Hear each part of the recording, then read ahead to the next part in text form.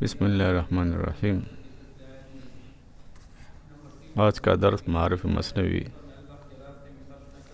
سے ہے، جس میں مختصر سوانح مولانا رومی رحمۃ اللہ علیہ کا بیان ہوگا۔ آپ کا نام محمد اور لقب جلال الدین تھا۔ عرف عام میں مولانا رومی کے نام سے مشہور ہوئے۔ 604 ہجری میں بمقام بلخ پیدا ہوئے، جو آج کل مزار شریف کا دارالخلافہ ہے نا، بلخ سے۔ حضرت ابوبکر صدیق رضی اللہ تعالیٰ عنہ کی اولاد میں تھے۔ والد کا نام بہاؤالدین ابن حسین بلخی ہے۔ محمد خوارزم شاہ المتوفی 617 ہجری مولانا کا حقیقی نانا تھا۔ محمد خوارزم شاہ المتوفی 617 ہجری مولانا کا حقیقی نانا تھا۔ 610 ہجری میں مولانا کے والد شیخ بہاؤالدین بلخ چھوڑ کر نشاپور چلے گئے۔ حضرت خواجہ فرید الدین عطار رحمۃ اللہ علیہ ملنے آئے۔ اس وقت مولانا کی عمر 6 سال کی تھی۔ اپنے والد کے ہمراہ تھے۔ خواجہ فرید الدین عطار رحمۃ اللہ علیہ نے اپنی مثنوی اسرار نامہ تبرکاً ہدیہ دی اور مولانا بہاؤالدین سے فرمایا کہ اس جوہر قابل، یعنی مولانا رومی کی طرف اشارہ کیا، سے غافل نہ رہنا۔ یہ ایک دن دنیا میں غلغلہ بلند کرے گا۔ مولانا نے ابتدائی تعلیم اپنے والد سے حاصل کی۔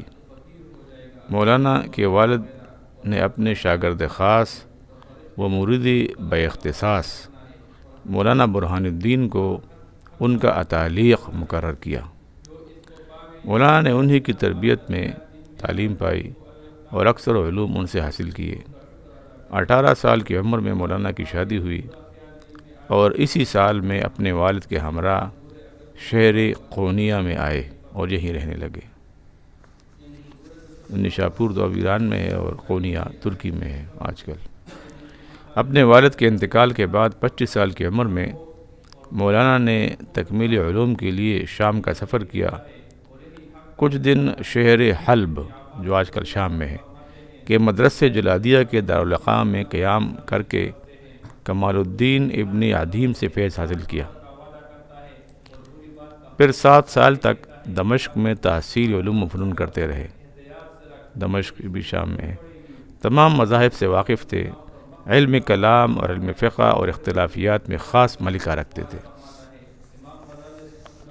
فلسفہ و حکمت و تصوف میں ان کا کوئی نظیر نہ تھا۔ شیخ بہاؤالدین کے انتقال کے بعد مولانا کے تعلیق سید برہان الدین نے 9 سال تک آپ کو علم باطن اور سلوک کی تعلیم بھی دی۔ اس کے بعد مولانا کی عمر تعلیم و تدریس میں گزرنے لگی۔ والد صاحب جو تھے مولانا بہاؤالدین صاحب، وہ خود بھی صاحب سلسلہ بزرگ تھے اور اس نے اپنے خاص مرید اور خلیفہ کو آپ کی تربیت کے لیے مقرر کیا، جس کا نام مولانا برہان الدین تھا۔ مولانا کی زندگی کا دوسرا دور۔ مولانا کی زندگی میں خاص انقلاب حضرت شمس تبریز رحمۃ اللہ علیہ کی ملاقات سے شروع ہوتا ہے۔ شمس تبریز دراصل کیا بزرگ کی خاندان سے تھے۔ کیا ایک شخص کا نام ہے جو فرقہ اسماعیلیہ کا امام تھا، لیکن بعد میں انہوں نے اپنا آبائی مذہب ترک کر کے علوم حاصل کیے اور بابا کمال الدین جندی کے مرید ہو گئے۔ سوداگروں کی وجہ میں شہروں کی سیاحت کرتے رہتے تھے۔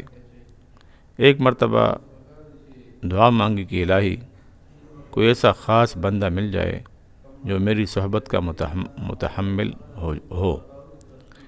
بشارت ہوئی کہ روم جاؤ۔ اسی وقت چل کڑے ہوئے اور قونیہ پہنچے۔ اس وقت سارے علاقوں کو روم کہتے تھے۔ برنج فروشوں کی سرائے میں اترے۔ برنج فروش کہتے چاول بیچنے والے، چاول کا کاروبار کرنے والے، بیچنے والے۔ سرائے کے دروازے پر ایک چبوترا تھا، اس پر اکثر عمائد آپ بیٹھتے تھے، نہیں اس میں معزز لوگ آ کے بیٹھتے تھے۔ وہیں مولانا اور شمس تبریز کی ملاقات ہوئی اور اکثر صحبت رہنے لگی۔ مولانا کی حالت میں نمایاں تغیر پیدا ہوا اور مولانا کے سینہ میں عشق حق کی آگ داخل ہوئی۔ سماع سے احتراز رکھتے تھے اور درس و تدریس و وعظ و پند کے اشغال چھوڑ دیے۔ حضرت شمس تبریز رحمۃ اللہ علیہ کی صحبت سے دم بھر کے لیے جدا نہیں ہوتے تھے۔ تمام شہر میں ایک شورش مچ گئی۔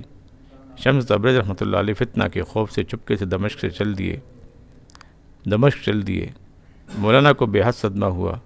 کچھ عرصہ کے بعد مولانا کی بے چینی دیکھ کر لوگ جا کر شمس تبریز رحمۃ اللہ علیہ کو واپس لائے، لیکن تھوڑے دنوں رہ کر پھر شمس تبریز رحمۃ اللہ علیہ کہیں غائب ہو گئے اور باوجود تلاش کے ان کا پتہ نہ چلا۔ بعض تذکرہ نویسوں نے لکھا ہے کہ شمس تبریز کو کسی نے شہید کر ڈالا۔ شمس تبریز کی غیر موجودگی میں مولانا کو سخت بے چینی ہوئی۔ اسی اضطراب میں ایک دن صلاح الدین زرکوب کی دکان کے پاس سے گزرے۔ وہ ورق کوٹ رہے تھے۔ مولانا پر خاص حالت طاری ہو گئی۔ صلاح الدین زرکوب نے ہاتھ نہیں روکا اور بہت سا ورق ضائع ہو گیا۔ بلاخر صلاح الدین نے کڑے دکان لٹا دی اور مولانا کے ہمراہ ہو لیے اور 9 سال تک مولانا کی صحبت میں رہے۔ مولانا کو بھی ان کی صحبت سے بہت تسلی ہوئی۔ بلاخر 664 ہجری میں صلاح الدین زرکوب رحمۃ اللہ علیہ نے انتقال فرمایا۔ ان کی وفات کے بعد مولانا نے اپنے مریدین میں سے حسام الدین چلپئی رحمۃ اللہ علیہ کو اپنا ہمدم و ہمراز بنایا اور پھر جب تک زندہ رہے ان سے اپنے دل کو تسلی دیتے رہے۔ مولانا روم حسام الدین کا اس طرح ادب کرتے تھے کہ لوگ ان کو مولانا روم کا پیر سمجھتے تھے۔ انہی مولانا حسام الدین کی ترغیب پر مولانا روم نے اپنی مشہور مثنوی شریف لکھی۔ 672 ہجری میں قونیہ میں بڑے زور کا زلزلہ آیا اور 40 دن تک اس کے جھٹکے محسوس ہوتے رہے۔ مولانا نے فرمایا کہ یہ زمین بھوکی ہے، لقمہ تھر چاہتی ہے۔ چند ہی روز کے بعد مولانا علیل ہوئے۔ اکمل الدین اور غضنفر اتباع حاذق نے علاج کیا لیکن کچھ فائدہ نہ ہوا۔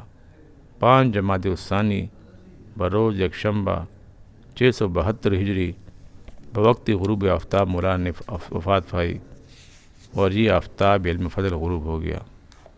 604 اور 672 68 سال عمر پائی۔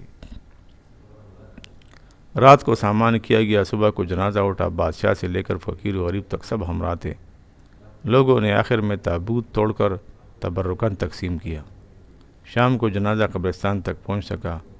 شیخ صدر الدین شاگرد شیخ محی الدین ابن عربی رحمۃ اللہ علیہ بمائی اپنے مریدین کے ہمراہ تھے۔ شیخ صدر الدین جنازہ کی نماز پڑھانے کھڑے ہوئے لیکن چیخ مار کر بے ہوش ہو گئے۔ پھر قاضی سراج الدین نے نماز جنازہ پڑھائی۔ مولانا کی وصیت کے مطابق حسام الدین چلپئی مولانا کے خلیفہ بنائے گئے۔ مولانا نے 2 فرزند چھوڑے، ایک علاء الدین محمد، دوسرے سلطان ولا۔ حضرت حسام الدین چلپئی رحمۃ اللہ علیہ نے 684 ہجری میں انتقال کیا۔ 84 ہجری نے 8 اور 4 12 سال بعد۔ ان کے بعد سلطان ولا مسند خلافت متمکن ہوئے۔ مولانا کی تصانیف میں مولانا کے ملفوظات میں ایک مجموعہ ہے جس کا نام فیہ ما فیہ ہے اور 50,000 اشعار کا ایک دیوان ہے جس کو بہت سے لوگ غلطی سے شمس تبریز کا دیوان سمجھتے ہیں۔ اس کے معالجہ کی بنا یہ ہے کہ اکثر جگہ مولانا روم نے شمس تبریز رحمۃ اللہ علیہ کا نام لکھا ہے۔ تیسری چیز مثنوی ہے اور اسی کتاب سے مولانا کا نام زندہ ہے۔ مناسب معلوم ہوتا ہے کہ نہایت اختصار کے ساتھ مثنوی کی کچھ خصوصیات لکھ دی جاویں تاکہ ایک بصیرت حاصل ہو جائے۔